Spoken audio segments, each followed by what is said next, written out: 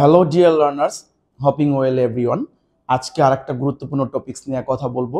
আশা করি এই ভিডিওটা দেখার পরে সব মিলিয়ে একটা ভালো পারফেকশন পাওয়া যাবে। হ্যাঁ, এইটুক আমি তোমাদের আশ্বস্ত করতে পারি। ওকে, আজকের টপিকসটা হচ্ছে সিনট্যাক্স। কম বেশি সবাই জানো এটার সম্বন্ধে সিনট্যাক্স।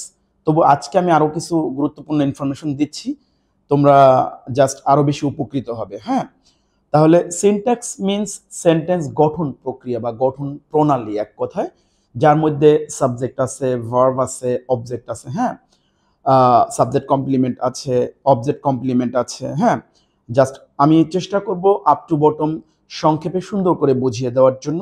এখানে তাহলে তোমরা দেখো, জাস্ট সিনট্যাক্স উপরে লিখে দেওয়া আছে। হ্যাঁ, এর চেয়ে আরো বেশি তথ্য আমি দিব, সাথে সাথে এটা দেখবে। হ্যাঁ, এখানে দেখো কি লেখা আছে, syntax the rules of sentence structure. Syntax is really very important topics without which we cannot do even for a single moment in English portion. Okay, inevitable part এক কথায়। তো কথা না বাড়িয়ে let's get started.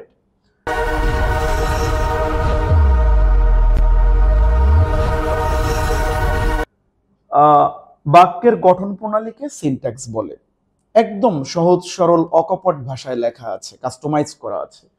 অর্থাৎ সিনট্যাক্সের অর্থ হচ্ছে বাক্য গঠনের নিয়ম বা শব্দের বিন্যাস। শব্দের বিন্যাস, কোথায় কোন শব্দটা বসবে, শব্দের order, that means word order, কোনটা কোন ওয়ার্ডের পরে কোনটা বসবে, কোনটার আগে কোনটা বসবে, এগুলো নিয়ে কথা আছে।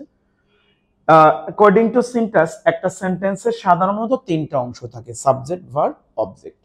এখন অনেকেই মনে করবে যে ইম্পারেটিভ সেন্টেন্সে সাবজেক্ট থাকে না, ঠিক আছে, কিন্তু ইম্পারেটিভ সেন্টেন্সে ইউটা আমরা উজ্জ্ব রাখি, কারণ ইম্পারেটিভ সেন্টেন্সের কাজগুলো ইন্টারনাল পরিবেশে সম্পাদিত হয়। যেমন আমার সামনে দুইজন বসে আছে, স্টুডেন্ট বা অন্য যে কোনো কেউ, আমি বললাম ডু দ্য ওয়ার্ক, এখানে আর ইউ বলতে হয় না, কারণ ইউ আমার সামনেই আছে। প্র্যাকটিক্যাল কাজগুলো ইন্টারনাল পরিবেশে হয় বিধায় আমরা ভার্ব দিয়ে বাক্য শুরু করি। ওকে, আর অবজেক্ট কোথাও কোথাও থাকে না, সেটা হচ্ছে অকর্মক ক্রিয়া, ইনট্রানজিটিভ ভার্ব। ওকে, সকর্মক ক্রিয়া, অকর্মক ক্রিয়া, দ্বিকর্মক ক্রিয়া। ওকে, সকর্মক ক্রিয়া হচ্ছে যে ক্রিয়ার অবজেক্ট থাকে, দ্যাট মিনস ভার্বকে ওয়ার্ড অথবা হুম দিয়ে কোশ্চেন করে আনসার পাওয়া যায়, সেটাই সকর্মক ক্রিয়া। এক কথায় কোনো যে ভার্বের অবজেক্ট থাকবে সেটাকে বলি আমরা সকর্মক ক্রিয়া, যেটার অবজেক্ট থাকবে না সেটা বলি আমরা অকর্মক ক্রিয়া, যেটার দুইটা অবজেক্ট থাকবে সেটাকে বলবো আমরা দ্বিকর্মক ক্রিয়া, transitive verb with double object. এটাও লাস্টে, ভিডিওর লাস্টে আমি দিয়েছি। হ্যাঁ, তো একটা সিনট্যাক্স অনুসারে একটা সেন্টেন্সের তিনটা অংশ থাকে, সাবজেক্ট, ভার্ব, অবজেক্ট। ওকে, সাবজেক্ট সবসময় নাউন বা প্রোনাউন, অবজেক্ট সবসময় নাউন বা প্রোনাউন অথবা নাউন ইকুইভ্যালেন্স। এই কথাটা একটু বুঝতে হবে। ইকুইভ্যালেন্স মানে হচ্ছে নাউন সমতুল্য, নাউন ইকুইভ্যালেন্স মানে নাউন সমতুল্য কিছু। তো নাউন সমতুল্য কি কি আছে যেগুলো সাবজেক্ট এবং অবজেক্টের কাজ করতে পারে? অ্যাট এ গ্ল্যান্স আমরা দেখি এক নজরে। Noun, pronoun, noun phrase, noun clause, gerund, gerund phrase, infinitive, infinitive phrase, compound noun এবং কেস ইন অ্যাপোজিশন। চিন্তার কোনো কারণ নেই, আমি লিখেও দিয়েছি। নেক্সট পেজে আমি তোমাদের দেখাচ্ছি, একটু দেখো। এই যে উপরে লেখা আছে নাউন ইকুইভ্যালেন্স, মানে নাউন সমতুল্য কিছু। তাহলে এই আইটেমগুলো শুধু সাবজেক্ট এবং অবজেক্ট হিসেবে ব্যবহার করা হয়। কোনো অ্যাডজেক্টিভ সাবজেক্টের জায়গায় বসে থাকলেই যে ওটা সাবজেক্ট হবে, নো, আই এম সরি। ওই অ্যাডজেক্টিভটা হয়তো বা কোনো সাবজেক্টের মানে নাউন বা প্রোনাউনের দোষগুণ অবস্থা বোঝানোর জন্য আমরা বসিয়েছি। দ্যাট মিনস এই আইটেমগুলো ছাড়া অন্য কোনো আইটেম সাবজেক্ট এবং অবজেক্টের কাজ করতে পারবে না। Noun, pronoun, noun phrase, noun clause, gerund, gerund phrase, infinitive, infinitive phrase, compound noun, case in apposition বা অ্যাপোজিটিভ। সবচেয়ে মজার বিষয় হচ্ছে প্রত্যেকটা ক্লাস প্রায় ইন্ডিভিজুয়াল দেওয়া আছে, আই বাটনে ক্লিক করে একটু দেখে নিবে। যেমন নাউন ফ্রেজের ক্লাস দেওয়া আছে, নাউন ক্লজ একটা দেওয়া আছে, জিরান ডেটা দেওয়া আছে, জিরান ফ্রেজ একটা দেওয়া আছে। হ্যাঁ, জাস্ট একটু ক্লাসগুলো করে আসলে বেশি ভালো হবে। হ্যাঁ, ভিডিও ডিসক্রিপশনেও লিংক দেওয়া আছে, আশা করি তোমরা দেখবে। হ্যাঁ, আর ওই ক্লাসগুলো আগে নিয়েছি যাতে এই ক্লাসগুলো তোমরা বুঝতে পারো। হ্যাঁ, ঠিক আছে। এখানে শুধু নাউন তো সবাই চিনে, প্রোনাউন চিনবে, নাউন ফ্রেজ, নাউনের সাথে অ্যাডজেক্টিভ বা অন্য কোনো আর্টিকেল মিলে নাউন ফ্রেজ। নাউন ক্লজ হচ্ছে নাউন একগুচ্ছ শব্দ যেটার মধ্যে একটা মানে ফাইনাইট ভার্ব থাকবে, এটা বলা আছে নাউন ক্লজ। জিরান্ডো চিনো, জিরান ফ্রেজ, ওই ক্লাসগুলো দেখলে ভালো হবে। ইনফিনিটিভ আলাদা ক্লাস দিয়েছি, ইনফিনিটিভ ফ্রেজ। কম্পাউন্ড নাউন হচ্ছে পাশাপাশি দুইটা নাউন বসে প্রথম নাউন যদি দ্বিতীয় নাউনকে মডিফাই করে তাহলে ওটার নাম কম্পাউন্ড নাউন। এই দুইটা নাউন একসাথে মিলে হচ্ছে নাউন ফ্রেজ বা কম্পাউন্ড নাউন। ওকে, একটু দেখাই তাহলে ভালো হবে তোমাদের জন্য। ওকে, যেমন স্কুল ব্যাগ, স্কুল ব্যাগ, এই স্কুলটা এবং ব্যাগ এই শব্দ দুইটা পাশাপাশি বসে স্কুল শব্দটা ব্যাগ নাউনকে মডিফাই করছে। আমি যদি বলি I need a school bag, তাহলে অবশ্যই সবাই বুঝবে স্কুল ব্যাগ, এটা শপিং ব্যাগ বুঝবে না, ট্রাভেলিং ব্যাগ বুঝবে না। স্কুলটা এখানে ব্যাগকে মডিফাই করছে বিদায় এটা নাউন অ্যাডজেক্টিভ বা প্রপার অ্যাডজেক্টিভ, দুইটা মিলে একসাথে কম্পাউন্ড নাউন বা নাউন ফ্রেজ। তাহলে কম্পাউন্ড নাউন ক্লিয়ার আশা করি, একটু বারবার দেখবে প্রয়োজন হলে। কেইজি অ্যাপোজিশনটা আরো ইজি, তোমরা জাস্ট পাংচুয়েশন করার সময় এটা করো। পাশাপাশি দুইটা নাউন বসে প্রথম নাউন দ্বিতীয় নাউন সম্পর্কে বলছে, এটা একটু বিপরীত।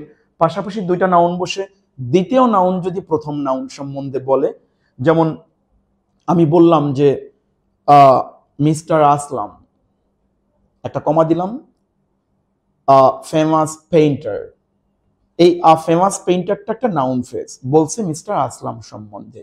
তাহলে পাশাপাশি দুইটা নাউন বসে দ্বিতীয় নাউন যখন প্রথম নাউন সম্বন্ধে বলছে তখন দ্বিতীয় নাউনটা হবে কেইজিন অ্যাপোজিশন বা অ্যাপোজিটিভ। মূলত এটা নাউন ফ্রেজ কিন্তু কাজ করছে অ্যাডজেক্টিভের মিস্টার আসলাম সম্বন্ধে বলছে। ওকে, তাহলে বুঝতেই পারছো এই আইটেমগুলো একটু মনে রাখবে, একটু সিরিয়ালি মনে রাখবে, হ্যাঁ কষ্ট করে। তাহলে আমরা এই পাশে দেখি এখন, উপরে দেওয়া আছে দেখো,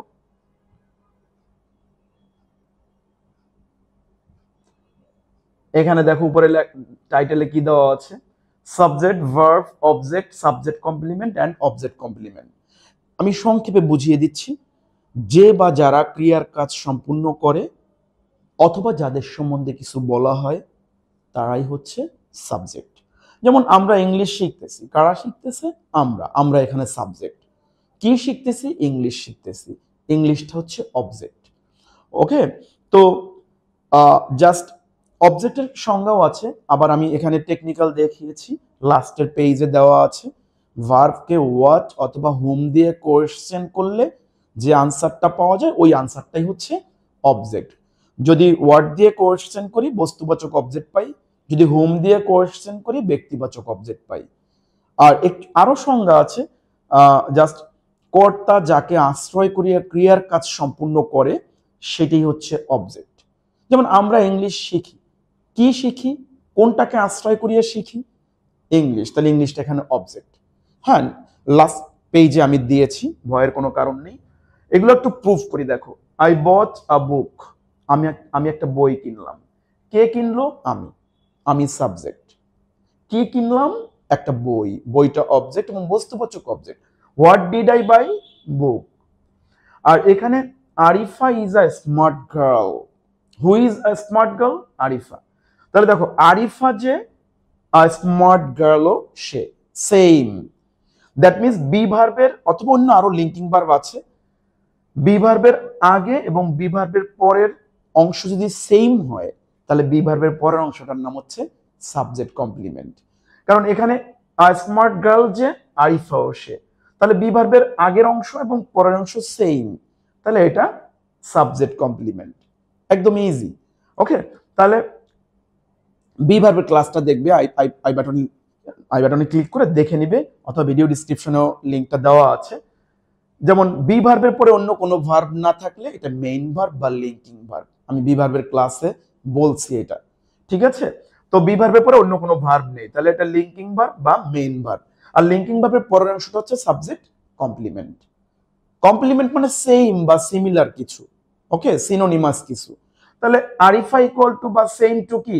আ স্মার্ট গার্ল, তাহলে আ স্মার্ট গার্লটা হচ্ছে সাবজেক্ট কমপ্লিমেন্ট। আশা করি তোমরা বুঝছো, না বুঝলে আমাকে কমেন্টসে বলবে প্লিজ। হ্যাঁ, just I bought a computer yesterday, কে ক্রয় করছে? আমি। কি ক্রয় করলাম? একটা কম্পিউটার। কখন ক্রয় করলাম? গতকাল। তাহলে এটা অ্যাডভার্ব অফ টাইম। ওকে, আর এটা অবজেক্ট, এটা সাবজেক্ট, এটা ভার্ব। এগুলো সব অ্যাক্টিভ ভয়েস, কারণ প্যাসিভ ভয়েসে সবসময় বি ভার্ব থাকে এবং তারপরে একটা পাস্ট পার্টিসিপল থাকে। I am going to Nilkhet to buy some books. কে গিয়েছে নীলক্ষেত? আমি। কে যাচ্ছে নীলক্ষেত? আমি। কোথায় যাচ্ছি? নীলক্ষেত। Adverb of place. কেন যাচ্ছি? কিনতে, কিছু বই কিনতে। তাহলে টু বাই সাম বুকস একটা অ্যাডভার্বিয়াল ফ্রেজ। কেমনে বুঝবো? কারণ ওয়াই দ্বারা কোয়েশ্চেন করলে যে আনসার পাওয়া যায় ওইটা অ্যাডভার্বিয়াল ফ্রেজ অফ কজ বা রিজন। আশা করি বুঝছো। তাহলে আমরা এটা অবজেক্ট, এটা সাবজেক্ট কমপ্লিমেন্ট, এটা অবজেক্ট, কারণ সাবজেক্ট আর অবজেক্ট সবসময় ডিফারেন্ট কিছু হয়, আর সাবজেক্ট এবং সাবজেক্ট কমপ্লিমেন্ট সবসময় সেম হয়।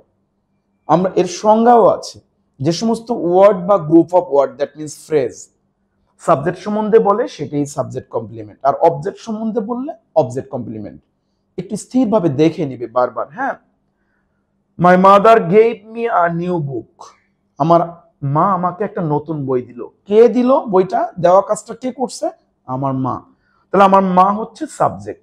কাকে দিল? আমাকে। হুম দিয়ে কোশ্চেন করলে মি পাওয়া যায়।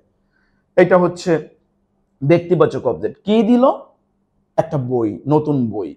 এটা একটা বস্তুবাচক অবজেক্ট। তাহলে এখানে দুইটা অবজেক্ট। এটা দ্বিকর্মক ক্রিয়া, transitive verb with double object. Please আবার বলছি, transitive verb with double object. Transitive verb মানে সকর্মক ক্রিয়া, ডাবল অবজেক্ট মানে দুইটা অবজেক্ট, দ্বিকর্মক ক্রিয়া। ওকে, তারপরে কি দেওয়া আছে? Rohan gave me a flower. দুইটা অবজেক্ট দেওয়া আছে। এইটা ইনডিরেক্ট অবজেক্ট, এটা ডিরেক্ট অবজেক্ট। তুমি চাইলে ঘুরিয়েও লিখতে পারো, তাহলে একটা প্রিপোজিশন অ্যাড করতে হবে। এক এক সময় এক এক রকম প্রিপোজিশন হতে পারে, কখনো ফর বসে, কখনো উইথ বসে, কখনো টু বসে। তবে আমি বলবো সবসময় ডিরেক্ট অবজেক্টকে, ব্যক্তিবাচক অবজেক্ট ইনডিরেক্ট অবজেক্টকে প্রথমে রাখতে, বস্তুবাচক অবজেক্ট যেটা ডিরেক্ট অবজেক্ট এটাকে শেষে রাখতে। এভাবেও রাখতে পারো, তাহলে একটা প্রিপোজিশন দিতে হবে। Rohan gave a flower to me, তাহলে একটা প্রিপোজিশন দিতে হবে। তাহলে মোটামুটি সাবজেক্ট অবজেক্ট সাবজেক্ট কমপ্লিমেন্ট মোটামুটি ক্লিয়ার। লিঙ্কিং ভার্বটাও ক্লিয়ার, আগেও লিঙ্কিং ভার্বের ক্লাস দেওয়া হয়েছে। ওকে, এখানে আছে subject complement and object complement. আধুনিক গ্রামারবিদদের মতে, according to modern grammar, there are two kinds of complement, subject complement and object complement. But ancient grammar অনুসারে তিন প্রকার, সেটাও আমি দেখিয়েছি। Noun complement, adjective complement, adverb complement. টুকিটাকি যা প্রয়োজন সমস্ত ইনফরমেশন আমি সংক্ষেপে দেওয়ার ট্রাই করছি, দরকার হলে দুইবার ভিডিওটা দেখবে please. Subject complement and object complement. James is a brilliant student. A brilliant student হচ্ছে জেমস, জেমস হচ্ছে আ ব্রিলিয়ান্ট স্টুডেন্ট। তাহলে এই আ ব্রিলিয়ান্ট স্টুডেন্ট সাবজেক্ট সম্বন্ধে বলছে বিধায় এটা সাবজেক্ট কমপ্লিমেন্ট। এটা অনেক পরিচিত একটা সেন্টেন্স, সবাই জানো। আমরা জাস্ট 7-8-এও পড়ে আসছি প্যাসিভ ভয়েস করার সময়। We made him captain. এটা সাবজেক্ট, এটা ভার্ব, এই হিমটা অবজেক্ট। এই হিমটা সম্বন্ধে বলছে ক্যাপ্টেন। মি ও আমাদের সম্বন্ধে তার ক্যাপ্টেন বলে নাই, ক্যাপ্টেনটা বলছে হিম সম্বন্ধে, তাহলে এটা অবজেক্ট কমপ্লিমেন্ট। হ্যাঁ, হেলাল মেড মি অ্যাংরি, তাহলে এই অ্যাংরিটা মি সম্বন্ধে বলছে, এই জন্য এটা অবজেক্ট কমপ্লিমেন্ট। তাহলে আমরা ক্লিয়ারলি বুঝলাম কোনটা সাবজেক্ট কমপ্লিমেন্ট, কোনটা অবজেক্ট কমপ্লিমেন্ট।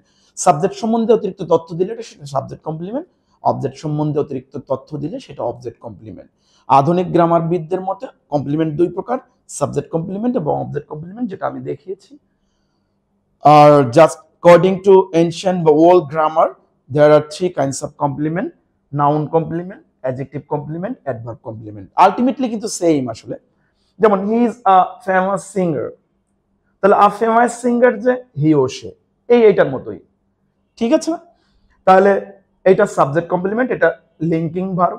আর কমপ্লিমেন্টের আরেকটা জাস্ট তথ্য আমি দিতে পারি। কমপ্লিমেন্ট হচ্ছে সাবজেক্ট সম্বন্ধে অতিরিক্ত তথ্য দিবে, এটা তো অবশ্যই, এবং সাবজেক্টের একটা ভিন্ন পরিচয়। এক কথায় সাবজেক্ট কমপ্লিমেন্ট আছে সাবজেক্টের একটা ভিন্ন পরিচয়। কিরকম? হি হচ্ছে একজন ফেমাস সিঙ্গার, এই ফেমাস সিঙ্গার হচ্ছে হি, তাহলে হি সম্বন্ধে একটা অতিরিক্ত তথ্য দিচ্ছে এবং হি এর একটা আলাদা পরিচয়, a famous singer. Okay, adjective complement, Arif looks handsome, কাকে হ্যান্ডসাম দেখায়? আরিফকে। তাহলে হ্যান্ডসামটা অ্যাডজেক্টিভ, আরিফ সম্বন্ধে বলছে, এই জন্য এটাকে বলে অ্যাডজেক্টিভ কমপ্লিমেন্ট। আর এটা লিঙ্কিং ভার্ব। বি ভার্বের ক্লাসে যেরকম আমি উল্লেখ করেছি যে 8টা বি ভার্ব, সবগুলো বি ভার্ব লিঙ্কিং ভার্বের কাজ করতে পারবে। লুক লিঙ্কিং ভার্বের কাজ করতে পারবে, রিমেইন লিঙ্কিং ভার্বের কাজ করতে পারবে। এরকম কিছু লিঙ্কিং ভার্ব আছে, বি ভার্বগুলোই বেশি বসে। টেস্ট, হানি টেস্ট সুইট, এখানে সুইটটা হচ্ছে হানি, হানির সম্বন্ধে বলছে, টেস্টটা হচ্ছে লিঙ্কিং ভার্ব। এরকম এই যেগুলো বললাম এইগুলোই লিঙ্কিং ভার্ব।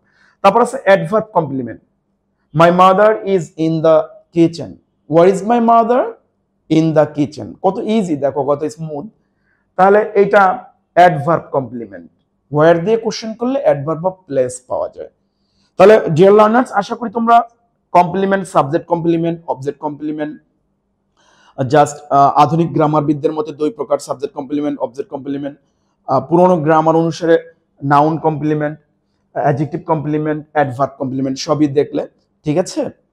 এখন আমি ওইটা একটু দেখাই তোমাদের। দেখো, এই যে একটা সেন্টেন্স লিখলাম, প্রায় আমি উদাহরণটা দিয়ে থাকি, এইটা একটু ভালো করে দেখো তাহলে ভালো হবে। এখানে সাবজেক্ট হচ্ছে আই, বট হচ্ছে ভার্ব, আ বুক একটা অবজেক্ট, ইয়েস্টারডে একটা অ্যাডভার্ব, নীলক্ষেত একটা অ্যাডভার্ব, টু রিড একটা অ্যাডভার্ব, অ্যাটেন্টিভলি একটা অ্যাডভার্ব। সবগুলো আমি এখানে সংক্ষেপে বুঝিয়ে দেওয়ার চেষ্টা করেছি, আশা করি তোমরা বুঝবে। ভার্ব হচ্ছে বট, বাই এর পাস্ট ফর্ম, এটা পাস্ট পার্টিসিপল না, পাস্ট পার্টিসিপল হলে একটা হেল্পিং ভার্ব নিয়ে বসতো, দ্যাট মিন্স হেল্পিং ভার্ব ছাড়া V3 বসতে পারে না। কত ইজি। ভার্বকে কোশ্চেন করো, হু বট, আই, সাবজেক্ট পাওয়া যায়। তাহলে হু দিয়া, ভার্বকে হু দিয়ে, আমি সংক্ষেপে লিখেছি, ভার্বকে হু দিয়ে কোশ্চেন করলে সাবজেক্ট পাওয়া যায়। সাবজেক্ট মানে কর্তা, সাবজেক্ট সবসময় নাউন অথবা প্রোনাউন। আর ওই যে নাউন ইকুইভ্যালেন্স কতগুলো দেখিয়েছি, একটু সিরিয়ালি মনে রাখবে, মুখস্থ রাখবে, noun pronoun, noun phrase, noun clause, ওগুলো একটা না মুখস্থ রাখবে। ভার্বকে ওয়ার্ড দিয়ে কোশ্চেন করো, what did I buy, a book, okay, বস্তুবাচক অবজেক্ট পাওয়া যায়, নাউন বা প্রোনাউন।